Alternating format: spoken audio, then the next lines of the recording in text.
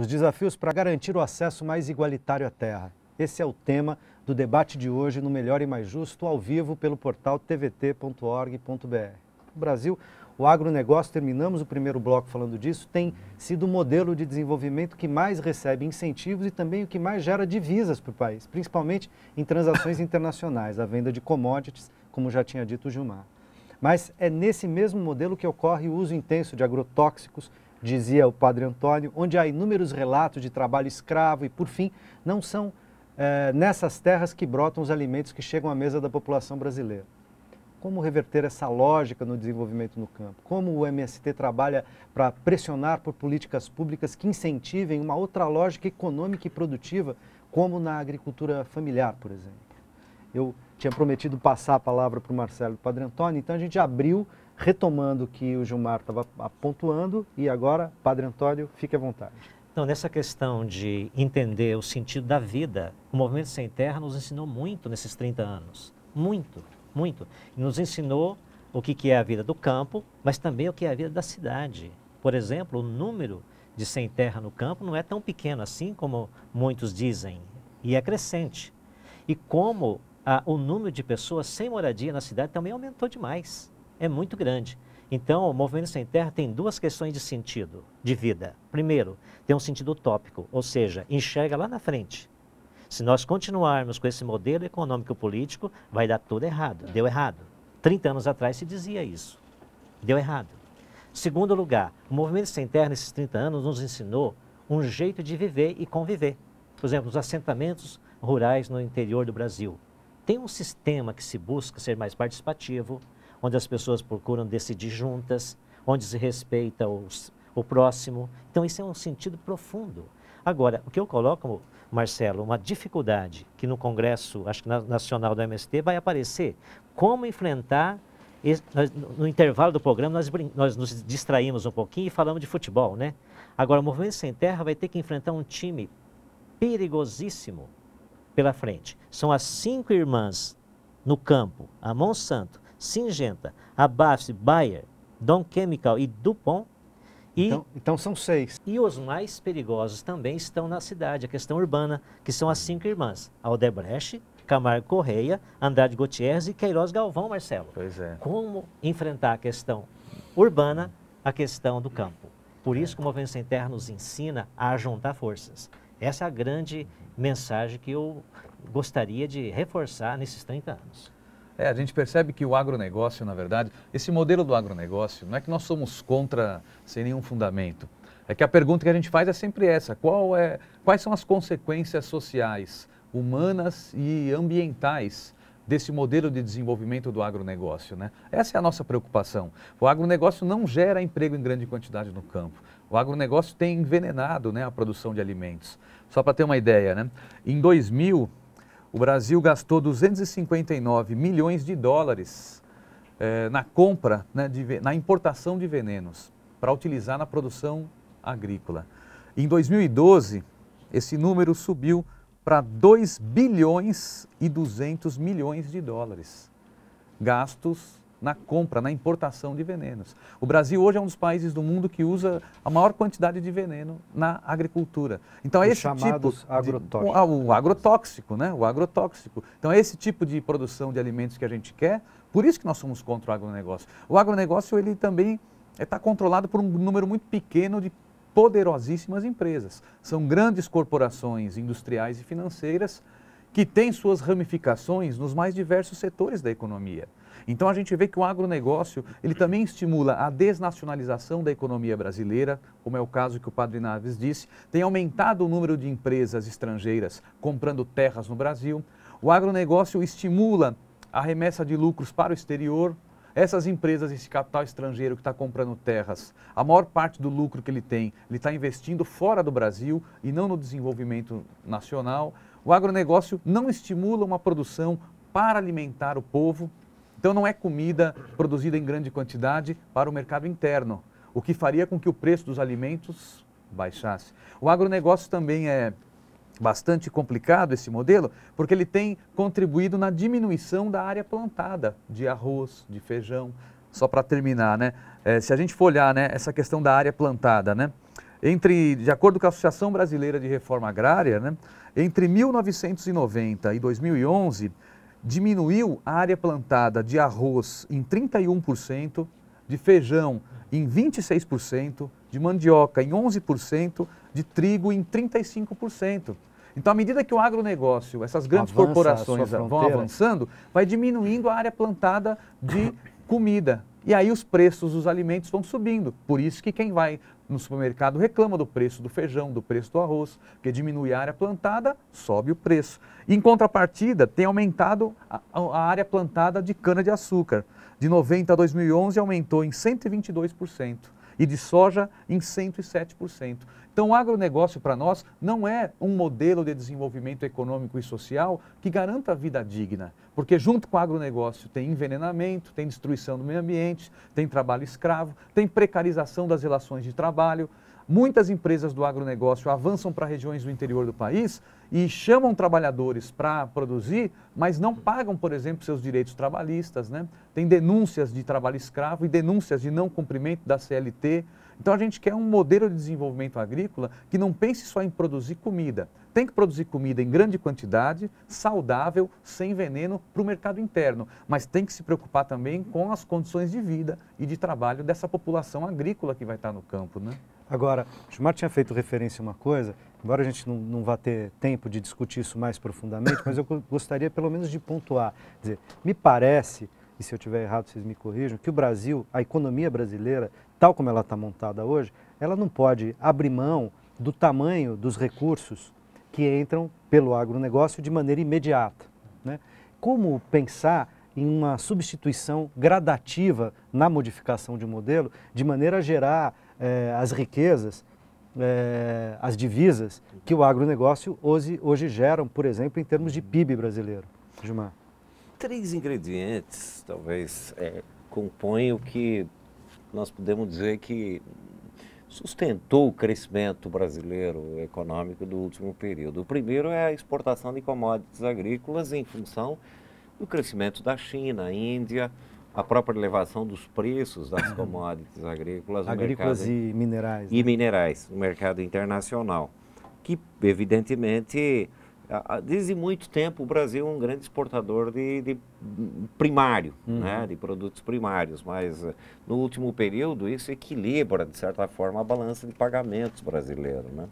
Você tem um superávit na balança comercial com venda de commodities, equilibrando os déficits grandes provocados principalmente no balanço de serviços, com serviços de dívida, né, remessa de lucro das empresas, e tu equilibra produzindo mais e esgotando os teus recursos naturais, né? Tu afeta a biodiversidade, envenena o solo, a água e assim por diante.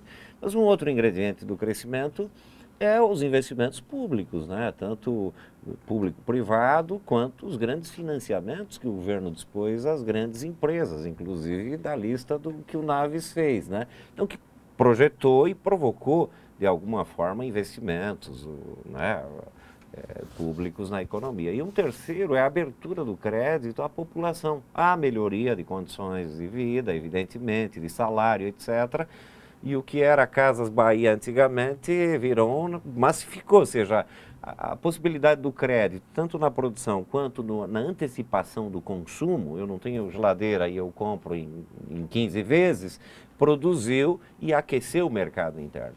Então isso provocou esse crescimento econômico do último período. Eu acho que é preciso pensar, toda a produção e exportação de commodities, nenhum país do mundo se desenvolveu a partir de exportação de produtos primários. É preciso se investir na industrialização, não tem outra alternativa para o crescimento.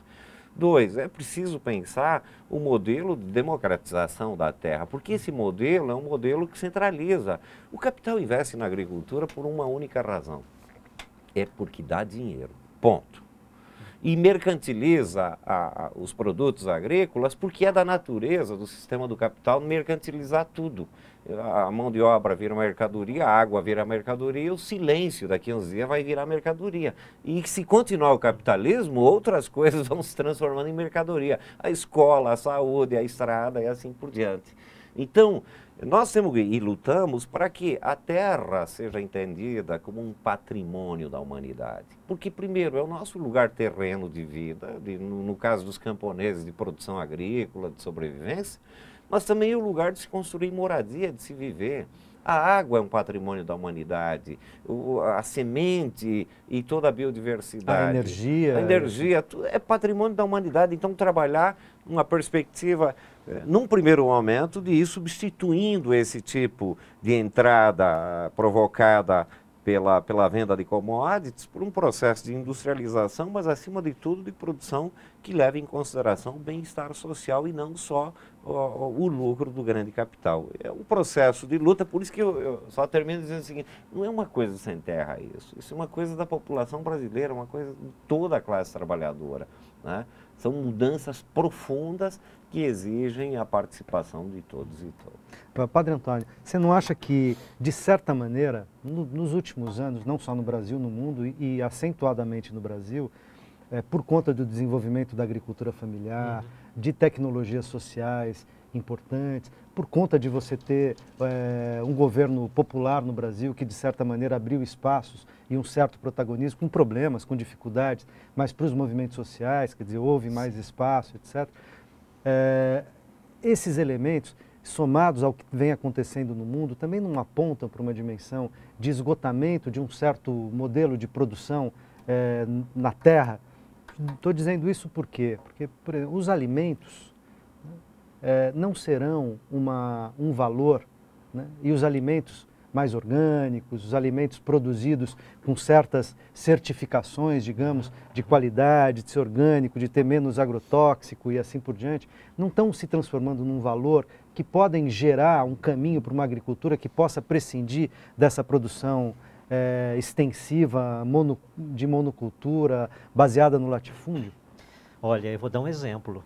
Eu vou com frequência no estado do Maranhão, nós temos missão lá da comunidade, e a última vez que fui para o Maranhão foi agora no mês passado. A penúltima fazia 5 anos que eu não ia. Eu fiquei impressionado. Para explicar aquela frase que a gente sempre disse, muda, mas não altera. Muda tudo para deixar tudo como está. Né? Muda, mas não altera. No município de Codó, tem 140 mil habitantes. 5 anos atrás, tinha pouquíssimas crianças na escola. Agora, todos estão na escola. Segundo, os jovens não tinham acesso à universidade. Agora tem 2.000 jovens com acesso à universidade. Terceiro, a maioria das casas é de barro coberta de folha. Agora, alvenaria. A maioria das pessoas não tinha celular. Agora todos têm. O que está acontecendo? Mudou alguma coisa. O consumo está no boom do consumo. Por outro lado, veja a contradição. As canas estão entrando, soja está entrando, a violência está aumentando. Então a gente fica se perguntando, esse modelo capitalista, com esse modelo fechado, baseado nessas meia dúzia de empresas capitalistas para exportar, nós dizemos que esgotou. Porque quem é beneficiado disso não é o povo, são pouquíssimas pessoas. Então, mas mais criança na escola, mais jovem na universidade, mais gente podendo comer mais, portanto, consumir comida, não estou falando do consumo vulgarizado, ocioso, etc. São avanços, né? Agora, precisa qualificar isso por uma outra lógica, é disso que o senhor está falando? Por outra lógica, outro caminho, e aí o Movimento Sem Terra é um bom exemplo para nós. Não que outros movimentos não dêem bom exemplo, mas é um bom exemplo de debater todos os assuntos. Então nós vamos falar, inclusive, dos movimentos de formação e de educação no MST, mas no terceiro bloco queria ouvir ainda um pouquinho do Marcelo, nosso tempo está esgotando nesse bloco, mas sobre esse assunto que a gente está falando aqui. Eu acho que para você fazer a transição do modelo do agronegócio para um modelo de desenvolvimento verdadeiramente sustentável, tem como fazer isso. Agora precisa ter decisão política também dos governos. A gente percebe que a maioria esmagadora dos prefeitos, das câmaras municipais, dos parlamentos estaduais e do parlamento federal e do governo federal tem um vínculo a estar refém do agronegócio. Então a gente tem dificuldade. Por exemplo, se o Brasil quisesse se destacar no mundo, imagina a produção de orgânicos. Se o Brasil se transformasse, o Brasil tem condições de se transformar no maior produtor de alimentos orgânicos do planeta. Pelas condições do solo, climáticas e tal, a quantidade de água que tem aqui, a gente tem condição de fazer isso. Imagina o quanto de diferente o Brasil não seria para o mundo. Agora, em 2014, a FAO, Fundação das Nações Unidas para a Agricultura e Alimentação, decretou Ano Internacional da Agricultura. E todos os debates da FAO dizem, é melhor para o mundo a agricultura orgânica, sem veneno. Por que o governo brasileiro, por exemplo, não faz um mutirão e um esforço, em conjunto com os movimentos sociais e o poder público, de estimular e de incentivar e de dar recursos, dinheiro, estímulo para a agricultura orgânica, que é muito pequena. Assim como por que o Brasil hoje, o poder público, não investe pesado na substituição desse modelo energético falido? Por que nós temos sol o ano inteiro? Por que nenhuma prefeitura, nenhuma Câmara Municipal, nenhum ministério gera sua energia de maneira sustentável? Quantos painéis solares existem em prefeituras, câmaras municipais, escolas públicas? Ou seja, gera energia da maneira tradicional e no discurso prega um novo modelo energético, né? Então eu penso que a gente tem que investir na ousadia, mas o fundamental para terminar, eu penso que é a pressão dos movimentos. Se não tiver a sociedade organizada pressionando nas ruas, fazendo grandes mobilizações para chamar atenção e pressionar o poder público, essa mudança não acontece. Agora, eu acho que tem como ela acontecer. Ou seja, há alternativas, as alternativas estão disponíveis, mas é preciso que a sociedade abrace e as construa. Exatamente. Sim. A gente vai para um rápido intervalo e já já a gente volta.